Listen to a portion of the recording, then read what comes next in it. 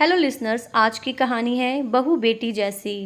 मैं बहुत थक गई हूँ घर संभालते संभालते। यहाँ मेरी थकान किसी को नज़र नहीं आती।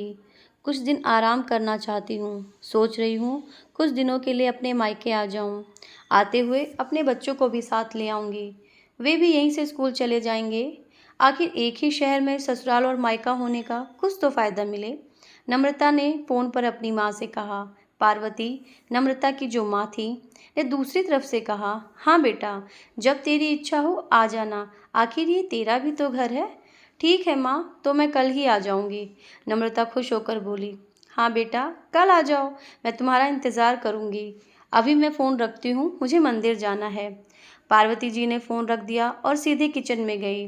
किचन में खाना बना रही बहू से बोली, अरे अनुपमा सुनो, कल तुम्हारी ननद आ रही हैं।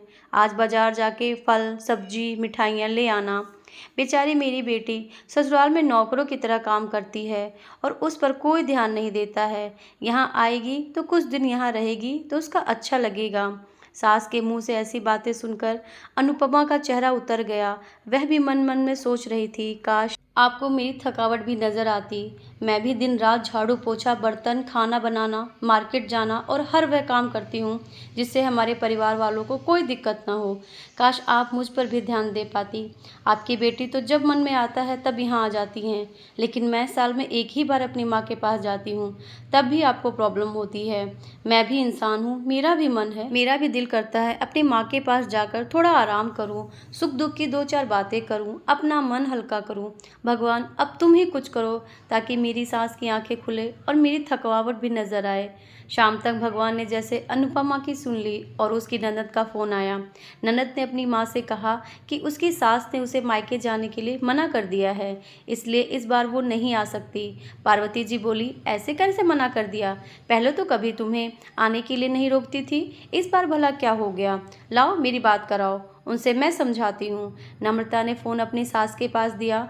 पार्वती जी ने कहा, नमस्कार समधन जी, आपसे कुछ कहना था।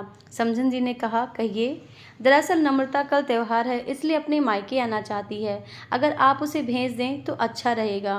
नम्रता की सास ने कहा, देखिए समधन जी, आपकी बेटी मायके जा रही है, इस बात के लिए हमें कभी कोई रोका नहीं और इस बात से हमें कोई प्रॉब्लम भी नहीं है। कुछ दिनों पहले मैं अपने रिश्तेदार के शादी में गई थी। वहाँ आपकी बहू अनुपमा की माताजी से मिलने का मौका मिला।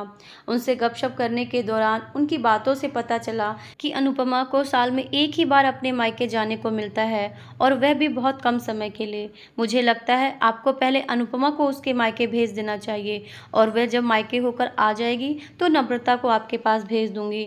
एक बहुत ज़रूरी बात जो मुझे लगता है कि आपको समझा देनी चाहिए, आपको अपनी बहू को भी बेटी की तरह या बेटी से ज़्यादा प्यार देना चाहिए।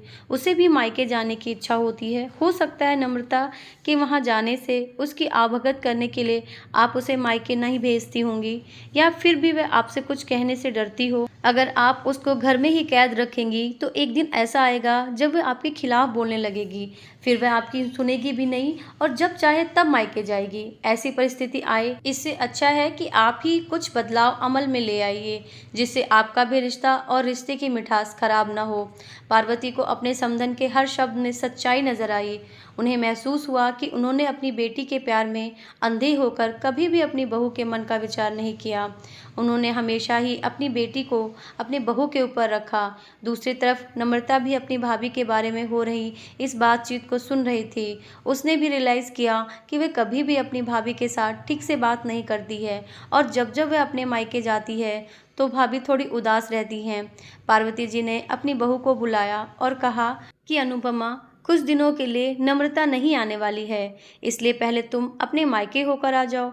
ये सुनते ही अनुपमा का चेहरा खिल गया, क्योंकि वह पहली बार था जब उसकी सास ने सामने से उसे अपने मायके जाने के लिए कहा था। अगले दिन अनुपमा अपने मायके गई और इस बार 2-3 दिन के लिए नहीं, पूरे एक हफ्ते भर के रह कर आई। अपनी माँ बाप से मिलकर, अपने रिश्तेदारों से मिलकर आई और जब लौट कर आई तो उसका चेहरा खिला हुआ था, उसकी आंखें चमक रही थी। अनुपमा के आने के बाद नम्रता भी अपने मायके आई और इस बार वो खुद सामने से अपनी भाभी से खुशी खुशी मिली और अच्छे से बात की। नम्रता ने अपनी माँ से बात करके उन्हें भी अच्छे से समझाने में मदद की कि वह कहीं न कहीं अनुपमा के साथ गलत व्यवहार कर रही थी।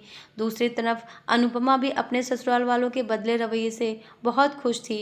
अब वह खुशी खुशी सबका ध्यान रखती थी और हर काम बड़े प्यार से करती थी। वह ध्यान रखती थी कि कोई भी ऐसी बात या काम ना करे जिससे घर में तनाव का माहौल पैदा हो।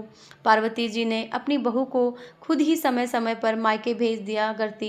एक छोटे से बदलाव ने सास बहू और भाभी ननद के बीच की कड़वाहट को दूर कर दिया और रिश्ते को भी ज़्यादा मिठास और मजबूत कर दिया। मनन करने योग्य हमारे पास जो भी रिश्ते हैं उनका सम्मान करना चाहिए। घर में छोटी छोटी बातों पे बहस न करके शांत हो जाना चाहिए। थोड़ी देर रुक कर ठंडे दिमाग से सोचेंगे तो सब सही गलत आपके सामने आ जाएगा। कमियां हमेशा दूसरों की नहीं बल्कि अपनी ही होती हैं, पर हम उस पर ध्यान नहीं देते हैं। अगर आपको मेरी कहानियाँ अच्छी लगती हैं तो कृपया मेरे चैनल को लाइक करें, शेयर करें और कमेंट अवश्य करें। इससे मुझे प्रोत्साहन मिलता है। धन्यवाद।